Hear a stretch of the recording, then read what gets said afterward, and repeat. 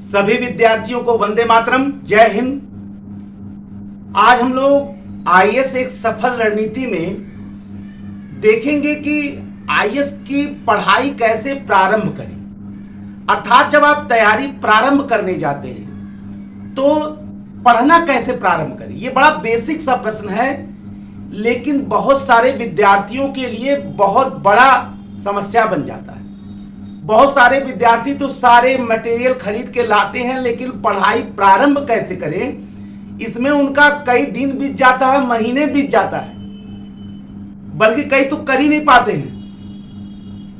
तो आज हम लोग इस बेसिक प्रश्न को लेकर चलेंगे कि आखिर आईएएस की तैयारी प्रारंभ कैसे करें और आईएएस की तैयारी में पढ़ना कैसे प्रारंभ करें। ये एक बेसिक सा प्रश्न है जो हमारे तैयारी करने वाले बहुत सारे विद्यार्थियों को बहुत ज्यादा परेशान करता है। और ऐसे ही बेसिक प्रश्नों को अपने इस सफल रणनीति में हम उठाएंगे ताकि भारतवर्ष में तैयारी करने वाला प्रत्येक विद्यार्थी, चाहे उसके पास कोई गाइडेंस हो ना हो, चाहे कोई कोचिंग हो ना हो, चाहे कोई बताने वाला हो ना हो, कुछ भी ना हो, लेकिन मैं अपने इस लेक्चर के माध्यम से स्टेप बाय स्टेप आईएएस की तैयारी के प्रत्येक प्रश्न को उठाऊंगा अपने इस सफल रणनीति में और उसके समस्या का समाधान दूंगा। और ये पूरा लेक्चर्स का एक सीरीज होगा जिसमें बच्चा हर हाल में तैयारी में उसके कोई परेशानी नहीं आएगी अगर ये पूरे सीरीज को पढ़ लिया। तो सबसे पहले तो आप सिलेबस ले लें और उसको पढ़ लें। इसके बारे में मैंने विस्तार से बताया है। सिलेबस के बाद आप विस्तार से सिलेबस पढ़ने के बाद आप तय कर लें कि ऑप्शनल सब्जेक्ट अपना क्या लेंगे। ये भी हमने बता दिया है, आप तय करिए अपने हिसाब से, इंटरेस्ट के हिसाब से आप तय कर लीजिए कि आपका ऑप्शनल क्या होगा। इसके बाद आप किताबों को तय कर लीजिए, किताब तय कर लीजिए, देख लीजिए अच्छे जो किताबें आती हैं बेसिक्स एनसीईआरटी वगैरह से आप खरीद लीजिए। बेसिक्स और बुक टेक्स्ट बुक्स वगैरह खरीद लीजिए। आप इसको बहुत सारे मार्केट में आ रहे हैं, लेकिन बेसिक बुक खरीदिए पहले, ठीक है। कोचिंग्स का अगर मटेरियल आपको अच्छे से मिल जा रहा है तो आप वो भी ले लीजिए, ठीक। जो भी किताब, गाइड, कोचिंग के मटेरियल्स जो भी आपके पास तत्काल उपलब्ध है वो सब आप जुटा लीजिए, जितना आप जुटा पा रहे हैं। और जो स्तरीय मटेरियल, ये नहीं कि इधर उधर से सब भर लें, जो स्तरीय मटेरियल है उसको जुटाएं। अब आपके पास सिलेबस की जानकारी हो गई, सब्जेक्ट की जानकारी हो गई, किताब कॉपी का भी पता चल गया। अब हमें यह तय करना कि पढ़ाई प्रारंभ करें कैसे, यानी पढ़ाई शुरुआत से कैसे प्रारंभ करें। अब जैसे ही आप पढ़ाई प्रारंभ करना जाएंगे, सबसे पहला प्रश्न आपके समक्ष ये उठ जाएगा। जो प्रत्येक विद्यार्थी के समक्ष उठता है वो सारा प्रश्न हम यहां लेंगे। सबसे पहला प्रश्न ये उठता है कि किससे पढ़ें, किताब से पढ़ें, गाइड से पढ़ें, किसी कोचिंग के मटेरियल से पढ़ें, या अपने द्वारा बनाए गए नोट से पढ़ें। देखिए, अगर आप कोई गाइड से पढ़ना चाहते हैं, बहुत सारे पब्लिकेशंस हैं जिनकी गाइड्स आते हैं, तो इसमें कोई डाउट नहीं कि गाइड्स बड़े सरलता से लिखे जाते हैं, आपको मार्गदर्शन समझाने का करते हैं। लेकिन गाइड्स में कभी कभी बहुत शार्ट लिखा रहता है और कभी कभी कुछ चीजें गलत भी दिख जाती हैं। तो गाइड से तत्काल शुरू करना उतना अच्छा नहीं होगा। हालांकि अगर आपके लिए सुविधाजनक है तो आप ले सकते हैं, कर सकते। बहुत बच्चे तैयारी करते हैं, शुरू करते हैं, लेकिन अभी तत्काल जब तैयारी करने जा रहे हैं तो थोड़ी सा अभी रहने दीजिए। जो अगर आपको कुछ चीजें उसमें से सरल लग रही है समझ, तो आप समझ सकते हैं, इसमें कोई दुराय नहीं है। अगर आप गाइड से प्रारंभ करते हैं तो बेसिक्स में प्रॉब्लम अभी तत्काल में हो सकता है, पता नहीं उसमें कितना विस्तार से दिया गया है या नहीं, पता नहीं कितना अच्छे से दिया गया नहीं। हाँ, लेकिन वो सरल होते हैं, इसमें कोई दुराय नहीं। फिर आप किसी कोचिंग के मटेरियल पर आ गए, आप दूसरा प्रश्न कोचिंग का मटेरियल से पढ़ें या अपना नोट बना ले। तो अपना नोट तो अभी आपका बन नहीं पाएगा क्योंकि अभी आप पढ़ना शुरू कर रहे हैं। अभी 1 2 बार 3 बार जब आप पढ़ लेंगे तो आपका कॉन्सेप्ट क्लियर होगा, तब आपका बढ़िया नोट बन पाएगा। तो अपने नोट का तो अभी सवाल ही नहीं है पैदा है। हाँ, किसी कोचिंग का मटेरियल आप दिमाग में आपके आ रहा होगा कि भाई कोचिंग का मटेरियल ले ले, बहुत सारे कोचिंग है। आप चले जाए मुखर्जी नगर में, आपको बहुत सारे कोचिंगों का मटेरियल मिल जाएगा। लेकिन कोचिंग के मटेरियल को अगर आप ध्यान से देखेंगे तो बड़ा हाई लेवल का रहता है। उनको ऐसा लगता है कि जैसे बच्चा बेसिक पढ़ कर आ रहा है। मैं सब कोचिंग की बात नहीं कर रहा हूं, लेकिन आप कुछ कोचिंग में आप ज्यादातर देखेंगे कि बेसिक्स से ज्यादा वो बीच से शुरू कर दिए हैं। ऐसा लगता है जैसे बच्चा पहले से तैयारी करके या सब सीख के आ रहा है। हाँ, कहीं बेसिक्स मिल रहे हो मटेरियल तो उसमें नहीं कोई है। अगर कोई कोचिंग आपको बेसिक्स बिल्कुल जीरो से दे रहा हो तो बिल्कुल सही हो सकता है, लेकिन ज्यादातर मटेरियल जो है वो मेंस लेवल पे ही आते हैं और बहुत हाई लेवल का भी मैंने देखा है। कोचिंग के मटेरियल बहुत हाई लेवल के हो जाते हैं और अभी आप जीरो से शुरू करें लर्निंग, आप अभी लर्निंग के पीरियड पर हैं, तो सबसे बढ़िया इस प्रश्न का जवाब ये रहेगा कि आप बेसिक किताब पढ़िए। सबसे बढ़िया जवाब रहेगा। चाहे आप कोई टेक्स्ट बुक उठा लीजिए, किताब हिस्ट्री के अलग किताब आते हैं, ज्योग्राफी के अलग अलग किताब आते हैं, सबकी किताब किसी का आप उठा लीजिए, या ज्यादा अच्छा होगा कि आप एनसीईआरटी के बेसिक्स उठा लें, किताब उठा लीजिए, वो भी बेसिक बुक है।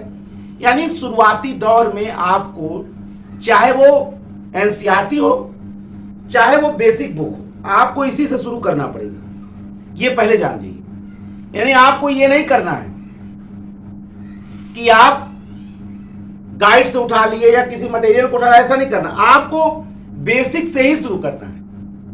तो बेसिक अगर आपको पढ़ना है तो इसके लिए आपको बुक, चाहे वो टेक्स्ट बुक हो चाहे वो एनसीईआरटी के बुक हो, ये आपको पढ़ना पड़ेगा पहली बार में। ये सबसे बेस्ट चॉइस रहेगा आपके समस्या के समाधान के लिए। दूसरा प्रश्न आपके समक्ष आ जाएगा कि दिन में पढ़ें या सुबह पढ़ें या रात में पढ़ें। देखिए, सबके अपने अपने फायदे हैं। सुबह का पढ़ा भोर में जो पढ़ता है उसके लिए माना जाता है बहुत तेजी से याद होता है। सच्चाई भी यही है। बहुत बच्चे ब्रह्म मुहूर्त में उठकर पढ़ते हैं, तो ये उन बच्चों के लिए तो बेस्ट है जो सुबह उठ सकते हैं। बहुत बच्चे हैं जो दिन में अपना 10-11 बजे बैठ गए, 3-4 बजे तक पढ़ रहे हैं या 2 बजे तक पढ़ रहे हैं, 4-5 घंटे का उनका पढ़ाई हो गया, खा पी रहे हैं, फिर दोबारा आ गए पढ़ने, ये दिन की पढ़ाई हो गई। बहुत बच्चे हैं रात में 2 बजे 3 बजे तक पढ़ते हैं, क्योंकि सबके अपने अपने फायदे हैं। सुबह वाला आसानी से याद होता है, लेकिन हर कोई सुबह उठ नहीं पाता है। दिन में आप पढ़ाई तो खैर बेस्ट होती है, अगर नींद ना आए दिन में तो बहुत बेस्ट होती है, लेकिन अगर किसी के पास काम है तो वो कैसे पढ़ेगा। रात वाली पढ़ाई शांति की पढ़ाई होती, बहुत शांति की पढ़ाई होती है। तो बहुत सारे मैंने बहुत ज्यादा मात्रा में बने बच्चे देखा जो रात वाली पढ़ाई करते हैं। तो आप रात वाले बच्चों भी पढ़ाई कर सकते हैं, ये आपके सुविधा पर है। अगर आप याददाश्त अच्छी करना चाहते हैं तो सुबह की पढ़ाई पढ़िए, अगर आप शांति चाहते हैं तो रात वाली पढ़ाई बेस्ट है। अब आप अपनी चॉइस के अनुसार देख लीजिए कि आपको क्या। अगर दिन में आपके पास समय है तो दिन की पढ़ाई तो बेस्ट है। अगर आपके पास दिन में वहां ना सोने का झंझट है, ना सुबह उठने का झंझट है, और ना रात में उठने का झंझट है, अगर दिन में आपको 6 घंटे से 8 घंटा मिल जा रहा है तो मुझे लगता है ये बेस्ट है तैयारी करने का। हो सकता है सुबह 4 घंटा पढ़ लीजिए, 4 घंटा शाम को पढ़ लीजिए, 8 घंटा आपका काम हो गया। यानी दिन वाला जो टाइम है इसमें ना बहुत सुबह उठना है। आप 8-10 बजे बैठ जाइए, 4 घंटा एक बार में पढ़ लीजिए, अगली बार खा पी के फिर 4 घंटा पढ़ लीजिए, 8 घंटा आराम से दिन में आपको मिल जाएगा। अगर आपके पास केवल तैयारी ही काम है, और अगर ये ही केवल नहीं है, आपके पास और काम है, तो आप चाहे सुबह का ऑप्शन अपना सकते हैं चाहे रात वाला ऑप्शन। मैं ये जानता हूं कि ज्यादातर लोग रात वाला ऑप्शन में जिनके पास वर्क रहता है वो रात वाला ही अपनाते हैं। अब तीसरा प्रश्न आपके समक्ष उठता है। ये 2 प्रश्न जो सारे बच्चों के, उसका जवाब मैंने आपको दे दिया है। अब तीसरा प्रश्न जो आपके समक्ष उठता है वो ये है कि मेज और कुर्सी पर बैठ के पढ़ें या लेट कर पढ़ें या बिस्तर पर पढ़ें। तो पहली बार लेट कर पढ़ना पढ़ाई का सबसे बेकार तरीका है। दूसरा, बिस्तर पर पढ़ना आपके दिमाग को ना तीक्ष्ण करेगा और ना ही आपके याददाश्त को, मेमोरी को बढ़ाएगा, और आप बहुत जल्दी गले झुकाकर पढ़ने के तरीके से बिस्तर पर जब बैठेंगे तो बहुत जल्दी स्पॉन्डिलाइटिस की आप बीमारी बन जाएंगी। और बहुत सारे बच्चे हो भी गए जो पढ़ाई करते हैं। सबसे बेस्ट तरीका है कि आप एक बड़ा सा मेज कर लीजिए, लकड़ी वाला, बहुत महंगी जरूरत नहीं है, और एक कुर्सी आप ले लीजिए या बहुत तो टेबल ले लीजिए। टेक लगेगा तो आलस आएगा, टेक नहीं लगेगा तो आलस नहीं आएगा। एक योगी की तरह पढ़ाई का प्रारंभ करिए, भोगी की तरह नहीं। तपस्या जितना कठिन होगा परिणाम भी उतने सुखद और परिपूर्ण हो। इसमें तनिक संदेह नहीं। यूपीएससी की तैयारी एक तपस्या है और प्रत्येक तपस्वी के तपस्या पर ही इस बात का निर्भरता होता है कि वो परिणाम कितना पाएगा, फल कितना पाएगा, ये इस बात पर निर्भर रहता है।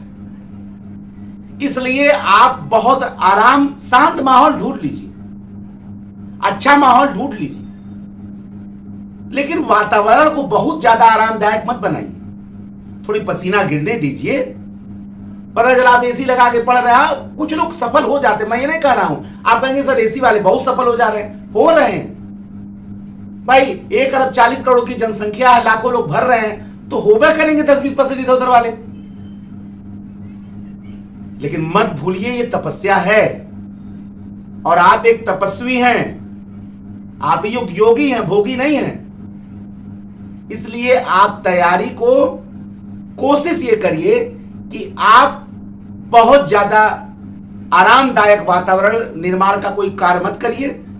आप एक मेज ले लीजिए, बढ़िया सा लकड़ी वाला आता है, और एक टेबल ले लीजिए और पढ़ाई शुरू करिए।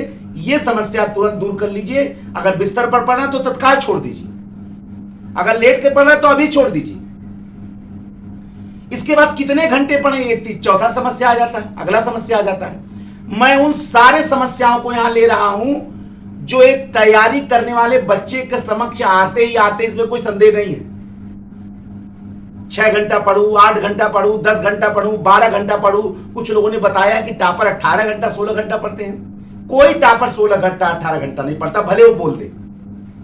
हो सकता है किया, हम नहीं जानते।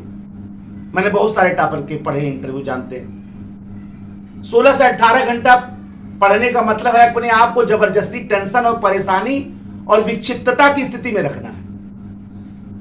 6 से 8 घंटे की पढ़ाई बेस्ट तैयारी मानी जाती है। हाँ, एग्जामिनेशन वार में आप इसको 10 से 12 घंटा पढ़ा सकते हैं, लेकिन रेगुलरिटी की पढ़ाई 6 से 8 घंटा बहुत है।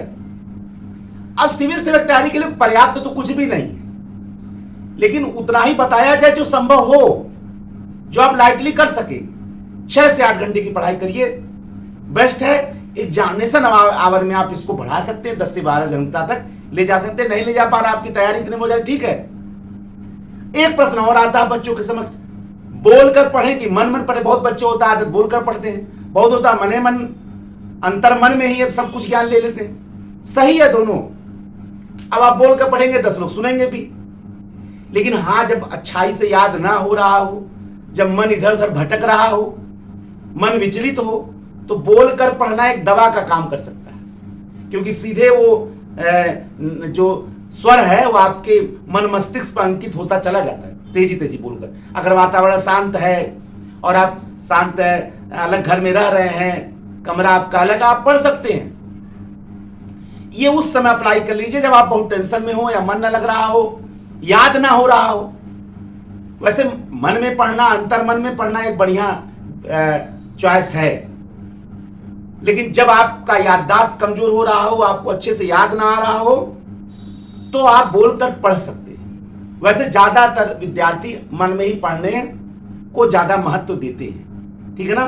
तो आप मन में पढ़ सकते हैं, लेकिन अगर समस्या आ रही है तो आप बोलकर पढ़िए, कोई समस्या नहीं। अब अगला समस्या आता है लिख कर पढ़ें कि बस ऐसे पढ़ते जाए, किताब को रीडिंग करते जाए। बहुत बच्चे होते हैं नहीं याद होता तो लिखते चले जाते हैं, पढ़े उसी को ऐसे लिखते चले जा रहे हैं, उनको संतोष होता। हाँ, ये भी बढ़िया व्यवस्था है, बहुत बढ़िया व्यवस्था है, लेकिन टाइम टेकिंग है, लेकिन बहुत बढ़िया व्यवस्था है कि आप लिखते चले जाइए। लेकिन किताबें बहुत मान लीजिए मोटी हैं, तो कितना आप लिखेंगे। सबसे पहले आप थारोली एक कहानी की किताब की तरह पढ़िए, रीडिंग लगाइए किताब की तरह, अगले बार लिखते चले जाइएगा। अभी आप जैसे कॉमिक्स पहले जमाने में आता था ना, बच्चे पढ़ते थे, कॉमिक्स समझ के पढ़ते चले जाइए, बिल्कुल समझते चलिए, पढ़ते चलिए, समझते चलिए। बल्कि मैं कहूंगा कि अभी याद करने का पहले बार में कोशिश भी मत करिए। वैसे अगर कहीं दिमाग रुका तो याद हो जाएगा, अगर फंस गया, कई चीजें अचानक से बड़ी तेजी से याद आ जाती है। लेकिन पहली बार कोशिश करिए कि बस मैं, और जल्दी से आप कोशिश करिए कि मैं उसको एक बार बढ़िया से देख पढ़ता चलूं आनंद से, कॉमिक्स की तरह। अपने आप चीजें आत्मसात होती जाएंगी। आप अंतर मन की ताकत को आप नहीं सब पहचानना है। अवचेतन मन बहुत पावरफुल है, वो कहीं आपके दिमाग पर हिंड्रेंस किया तो याद होता जाएगा, टेंशन मत लीजिए। कहानी किताब तरह आप आनंद से पढ़ते जाइए, आप देखिएगा आश्चर्य हो जाएगा। इसलिए आप कोशिश ये करिए कि आप पहली बार में थारोली पढ़ते जाइए, उसके साथ मन में कोई समस्या नहीं। अगला प्रश्न आता है कि स्वयं से पढ़े, किसी कोचिंग से प्रारंभ करें तैयारी, कहा है अपने पढ़ने जाएं। देखिए कोचिंग मेरे अनुसार से बहुत कोचिंग जीरो से शुरू नहीं करती, खासकर बड़ी बड़ी कोचिंगों के बारे में भाई मैं तो गया नहीं हूं, मैं जान नहीं रहा हूं इस समय वर्तमान की व्यवस्था क्या है। लेकिन जहां मैं जानता हूं, जहां तक बहुत सारे विद्यार्थी हमारे पढ़ते हैं, पढ़कर आए हैं, दिल्ली से पढ़ते हैं हमसे, तो बेसिक नॉलेज तो मुझे तत्काल शुरुआती दौर में ऐसा नहीं था। मेंस ज्यादातर लोग मेंस वाले पे जोर देते हैं, लेकिन अभी तो आपको बेसिक की जरूरत है। मेरा मानना यह है कि तैयारी पहले अपने पास घर पर कर लीजिए बढ़िया से। जब आपकी तैयारी अच्छी हो जाए, आप समझने लगे चीजों को, आप हर चीज समझ जाएं कि main point of view, mains के पॉइंट ऑफ व्यू से क्या आप देखिए, जब आप सिलेबस को समझ लें, सिलेबस के विषयों को समझ लें, चैप्टर, तो आपके लिए ज्यादा फायदा होगा। इसलिए मेरा मानना है कि शुरुआती दौर में आप स्वयं से पढ़ें। अभी किसी चीज पर मत जाइए, न यूट्यूब पर, न फेसबुक पर, बहुत सारे ऐप हैं। मेरा मानना शुरुआती दौर में आप खुद अध्ययन करिए, आपका कार्य है पहले पढ़ना। अभी किसी टेक्नोलॉजी का सहारा मत लीजिए, अपने दिमाग को भी लगाइए, कुछ कसरत करने दीजिए। तपस्या है, बहुत टॉपर सुने यूट्यूब से टॉप कर गए, अब वो बेसिक नहीं बताएंगे आपको, पहले आप बेसिक तैयारी करिए। तो सबसे बेस्ट तरीका है आप अपने शुरुआत करें। अभी कोई भी सोर्स का किताब का सहारा लीजिए, बड़े अच्छे अच्छे किताब आते हैं, उनको पढ़िए, देखिए आपको आनंद आएगा।